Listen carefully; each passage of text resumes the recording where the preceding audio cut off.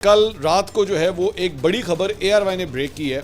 मैं specifically ARY इसलिए बोल रहा हूँ क्योंकि सिर्फ उन्होंने ये खबर ब्रेक की है। एक दो चैनल्स ने और भी ये खबर दी थी, लेकिन सबसे पहले ARY ने खबर दी है। और ARY ने खबर ये दी है कि जनाब पाकिस्तान का मौक़िफ़ जो है वो मान लिया गया है।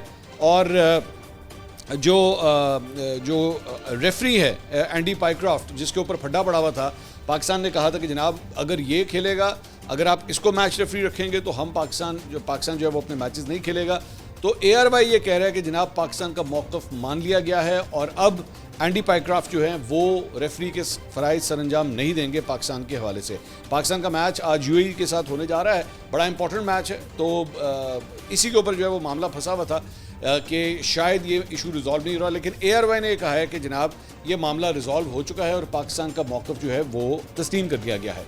But there is a very big if and but, और वो ये है कि इसी सिलसिले में पाकिस्तान क्रिकेट बोर्ड के तर्जुमान की जानिब से भी जो है वो चंद टिकर्स कल रात को जारी किए गए। उसमें लिखा है जी, पाकिस्तान क्रिकेट बोर्ड ने एशिया कप के हवाले से अभी तक कोई हतमी फैसला नहीं किया है। तर्जुमान PCB आमिर मीर, इस हवाले से मुशावरत जारी है और कल तक हतमी फैसला कर दिया जाएगा।